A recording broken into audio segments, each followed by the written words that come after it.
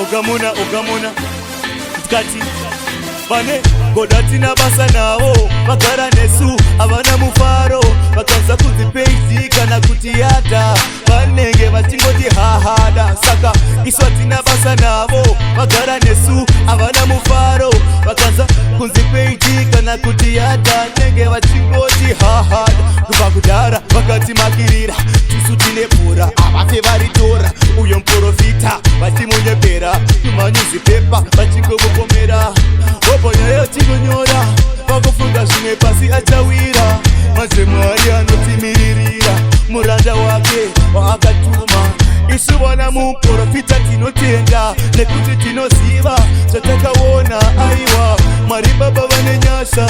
Jehova Mwari tinotenda ndikati Mwari wangu tinotenda muranda wenyu ini ndamuona basa rama ndamupari kuligona kana upenyu wangu ini ndapona lete bilaiti ndaona chiedza kuti tohaya levo ende kuni ndichitopita devo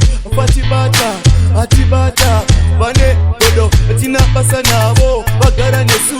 avana mufaro vakasatizipeiti kana kuti yata vanenge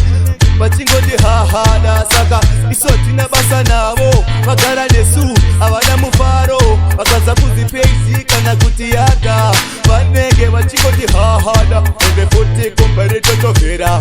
kukure upenyu hwedu tichinyora Mwari wedu achitikomborera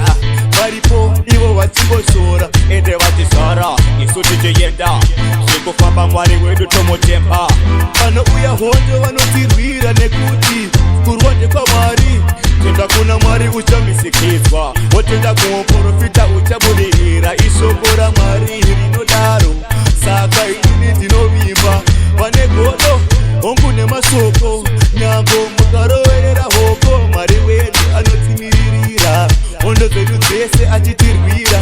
vane godo tina basa navo vagara nesu avana mufaro vakanza kunzi keiti kana kuti yata vanenge vachingoti hahada manje isu tina basa navo